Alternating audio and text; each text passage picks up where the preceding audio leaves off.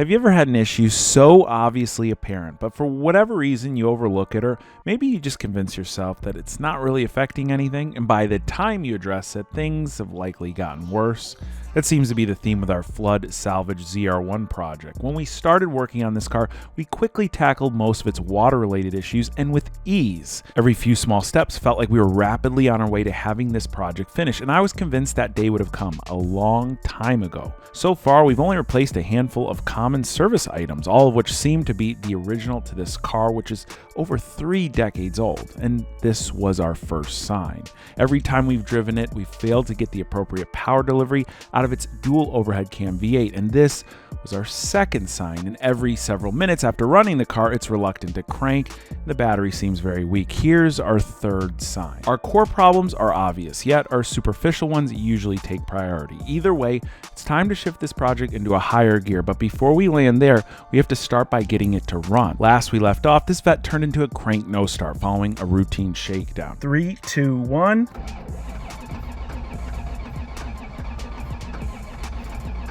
We tested fuel pressure at the rail and had 0 PSI, and while I thought we had a failed fuel pump, it wasn't so clear as the ZR1 has 2 fuel pumps, which tested out around 6 amps, well within their working range, so it makes little sense for it to have absolutely no fuel pressure, unless our tank was empty. Ignoring the fuel gauge on the dashboard, I stuck a scope camera in the gas tank and, well, didn't see any fuel, so I just assumed that filling it up would make a difference, but...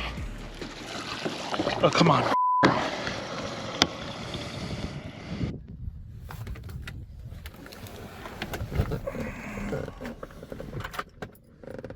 All right.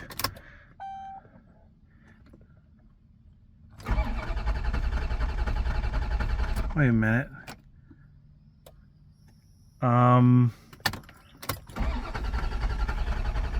It's becoming clear that we have equally as many old car problems as we have flood car problems. For example, listen to these tired old leather seats.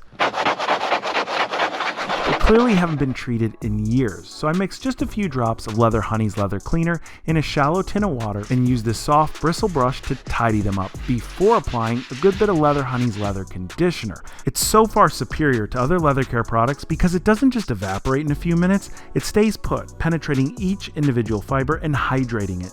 It makes a huge difference you won't just see, but take a listen now.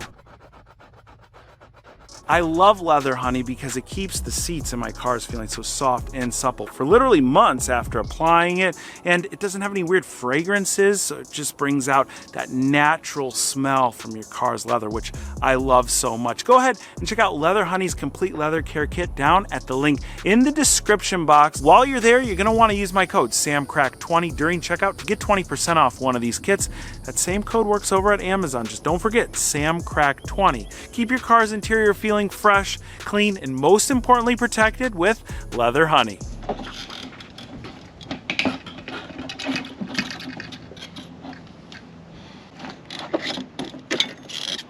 Could that be our problem right there? Look at that. This is just completely popped off. This is unbelievable. I'm betting you that this is the problem right here, this slipped hose connection, because of these crappy old plastic hose clamps. Now, we had a couple coolant clamps like this on the bottom of the car, and we replaced them all with metal ones because they slip right off. Now, this gasket right here, we actually replaced this when we picked up this entire unit to just check the quality of the gasoline. I'm guessing when this was pulled up and out of the car and everything went back in, this just popped off. And if you see how this works, you've got a pump sitting in here, you got a second pump sitting here. Basically, when power is sent to this unit, the pumps, which are submerged in gasoline, grab the fuel, send it through these hoses, and then go up here to this line, which probably goes straight to the fuel rails in the front of the car and the engine. So all we have to do to see if this is our problem, I've got a couple test leads hooked up just to this small 12-volt battery here. I've got power going to the power wire here. I just figure that this gray wire is the power wire since we've got gray and we've got black running to each pump. Black is ground. Everything's hooked up except for our ground. I'm going to touch it here on the ground, and you're going to look right here. 1, 2, 3. Look at that. All right, so we're going to be able to fix this with just a metal hose clamp. right now, when we try and pull on this one, you can see it's firm as could be, not going anywhere. Let's go get this back in the Corvette. There we go, there we go. All right, we're all bolted down, hooked back up. I've got the cap on there so we don't create any sort of leaks. This is gonna be hilarious when it starts up. 3, 2, 1, here we go.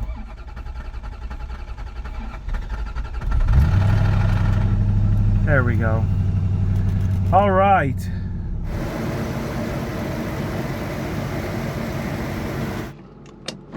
With the ZR1 back up and running, we return to our usual cat and mouse game with a quick test drive to figure out what's still wrong. Before we had our fuel issue, we clearly had a problem with power delivery. When the car warms up, it just isn't accelerating right, and it's still going on this instant. Luckily, only 5 minutes into this drive, we threw our check engine light, which hopefully will provide us a bit of a guide here. There we go, on our last rev, we got that service engine soon light on. Let's check it, see what it's telling us now.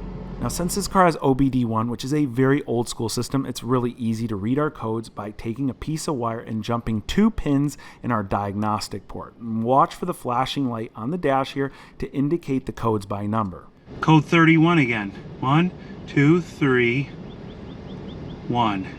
But wait, our sequence changes here. 1, 2, 3, 4. 1, 2, 3. We also have code 43. This is something we haven't seen before.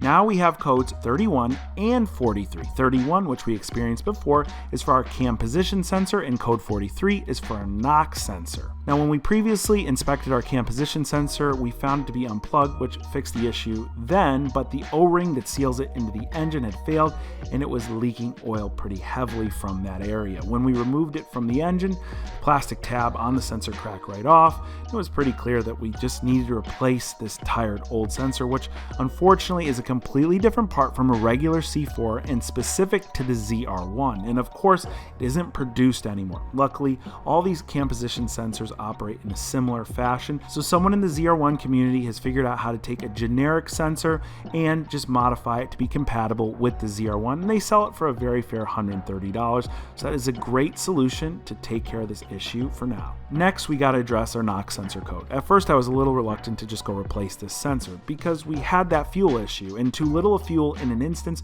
could easily trip this code, and we could have legitimately had knock. But if you consider the location of this sensor and that everything around it was clearly submerged in salt water, it's just too easy and cheap not to replace and rule it out. I let the ZR1 sit a little while, ran out to the parts store, got one of these right here. This is a knock sensor that's very common on old General Motors cars. A lot of Chevrolets, Pontiacs use this same exact part here. It should fit the ZR1. I don't even want to bring it around into the lift. We're going to use these ramps, and hopefully this is an easy in, easy out install.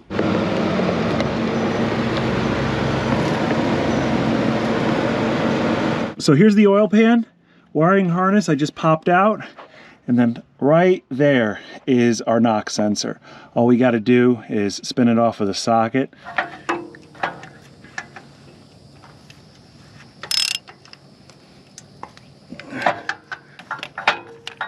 All right, there you go. Old one, new one.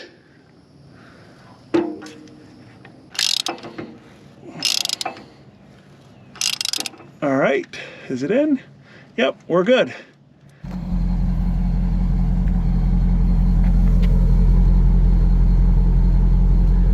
Okay, the car is warm. You can see by the tiny bit of smoke that's coming out of the tailpipes.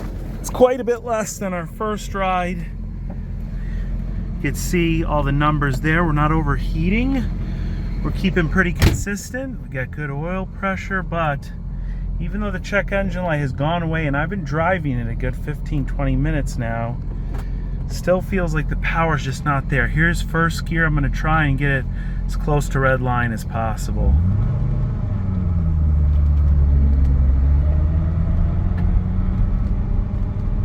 All right, we're going to go foot to the floor in 3, 2, 1. There you go. See how long it's taking to rev up? That is just not normal. Our power key is flipped on down here. Still have no check engine light on the dash, but I'm I'm imagining it'll pop up any moment here. But you know what? After several more minutes of driving, the light never did return, which is great. Even though our power was still absent, it felt like we fixed something and eliminated a few problem areas. And now, even though we don't have any trouble codes to go off of, a few hard runs gave us a visual clue as to what area to investigate next. That's the real smoke right there. Okay. So by giving it a few really hard runs, now we are getting that real legit smoke. Let's see if we can see where it's coming from. Under there. Oh yeah, there is just a ton of muck and stuff in that. You see that? That's the suitcase portion of the muffler there. That's literally just like, it wants to catch on fire, that thing. Let's get this off the grass. Now we've had trouble with the exhaust on our Corvette since we initially took it off the car. First, it leaked this oily, mucky mess. At the same time, one of the mufflers just broke right off, which I ended up having to do a quick weld on as a band-aid fix. Then, the first time we got the car started, it puked out even more of this muck straight out of the manifolds. And on top of all this, we're still experiencing a mild overheating condition. All these symptoms could easily be related to a plugged up exhaust. Now, while I would have expected whatever is stuck inside this exhaust to have burned up at this point, it's clearly not the case. Either way, this exhaust system is on its last leg, but before we scrap it, I thought it might be interesting to break out the thermal imaging camera and see if we could find anything out of the ordinary here. These thermal cameras used to cost a fortune back in the day, but the way tech moves now, they make these really affordable DIY friendly ones that plug right into your iPhone or Android, and it's a super efficient way to diagnose a problem like we're having here. Basically, what I want to look for is a major difference in either side of our exhaust. We're starting with the cold car, and you'll see how things start to heat up. What we're going to start looking for here is a major variation side to side in our cats. Now, it's seeming pretty hard to judge this, as the tubing where our cats live inside must be made out of super thick steel, and it's acting as a bit of an insulation. You can see the pipes before the cats and after the cats are consistent colors and temperatures, so either side is flowing about the same. And here's a closer look at the cats, where you can see the outside housing is actually cooler in temperature than the pipes they flow to, and either side has about a 10-degree variation, so there's nothing out of the ordinary here. A similar story is going on with the resonator, and since these exhaust resonators usually contain a few layers, again, it's insulating the heat a bit, and it's why it seems cooler than the pipes they run to, but everything still looks even here and seems to be flowing normally. So the good news is everything in our exhaust system seems to be flowing all right. Sure, there's probably still junk in the resonator, but with no major variances or cold spots, we could put to rest the idea of it being plugged up. And by using the IR camera, we saved the time it would have taken to disassemble our entire exhaust and inspect it. It's really amazing how quickly these cameras can diagnose car problems, like finding a parasitic draw in your electrical system or a pesky air leak in your tire, and it's just as helpful around the house to diagnose heater or AC problems and a slew of other things. I went ahead and dropped an Amazon link to the same one I'm using here in the description box below. Now, there's two ways of attacking our problem. We could start with lopping off the resonator and straight piping the center section of the exhaust to see if we minimize our smoking or just replace this tired old mess. Of course, we went with the more exciting of the two options and snagged a slick, brand new, made in America Stainless Works full long tube header back exhaust system. Oh wow, that's heavy.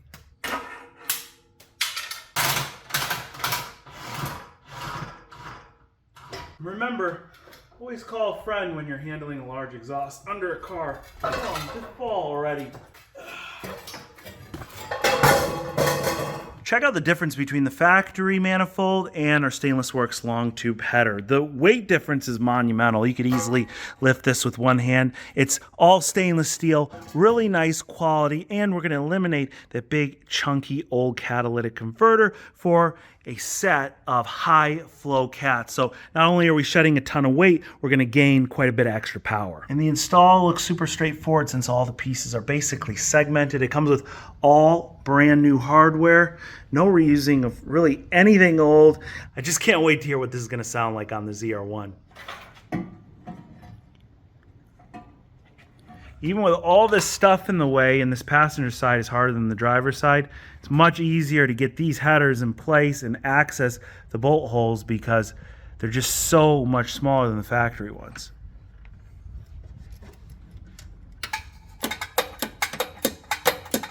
with the exhaust out of the car. And before we install this new one, we've got awesome access to the side of our transmission. So I want to take care of something really quick, and that's eliminate this guy right here. This plug on the side is for our 1-to-4 skip shift. I didn't even realize this thing came with skip shift until the first time I drove it. This is a system that's been around a very long time and was implemented basically for political reasons. And you'll still see it used on modern muscle cars to this day, on a lot of Corvettes, Camaros, and Mustangs with manual transmissions. And what it does is it locks out your second gear using a solenoid. So if you're driving the car normally at low RPMs, like in stop and go traffic, and you start the car out in first and go down to second, well, it'll lock out second gear and it'll kind of move your hand naturally over to fourth. By keeping your RPMs low, you're increasing your fuel economy. And that, in a lot of cases, will either negate or at least reduce a gas guzzler tax. A lot of people find the system to be a nuisance, but in our case, like I said, the first time I noticed it, our solenoid must be sticking a little bit, because when I go from first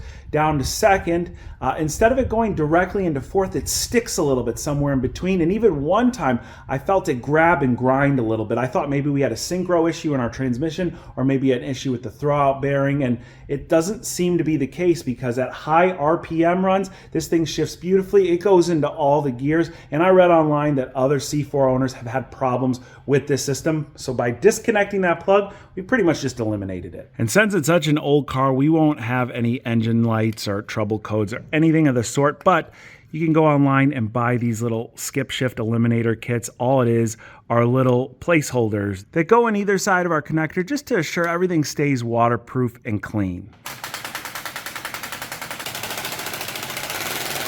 Oh, shoot. We are all hooked up with everything brand new, including fresh O2 sensors.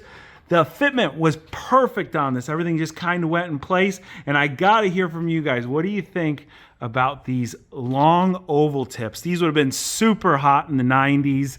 This is a style that you don't really see much anymore. I kind of like them because, again, they're period correct for the ZR1. And when people see it coming, they're gonna know you don't have the stock exhaust. You got something special under there. Let me know what you guys think in the comments. If you didn't like them, you could simply take off these two clamps here, pull them off, and then you'd have kind of that quad exhaust look. But either way, we're ready to listen to our first cold start on our C4 ZR1 with a full header back stainless works exhaust system.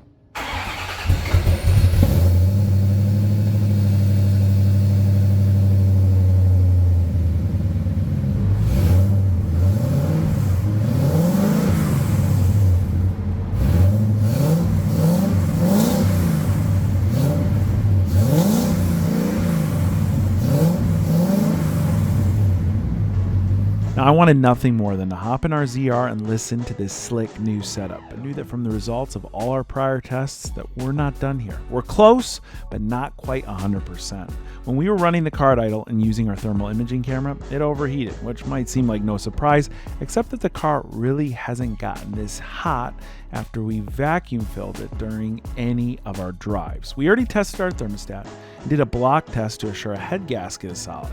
So it points to one last and regular failure point on these cars, and that's the radiator. And did you notice something else? The battery voltage is low at the same time the car is running. I've already began tearing everything back down so we can tackle our newfound issues and a few old ones I might have ignored. A slew of new parts have been ordered, and while I'm ready to move on to something new, I still feel that there's something really special about this car, and I'm fixated on having it work right. If you think we'll have the ZR1 running perfectly in the next video, be sure to hit that like button. But if you think we're dealing with a lost cause here, be sure to let me know down in the comments. Either way, I really appreciate each and every one of you watching today, and I'll catch you very soon.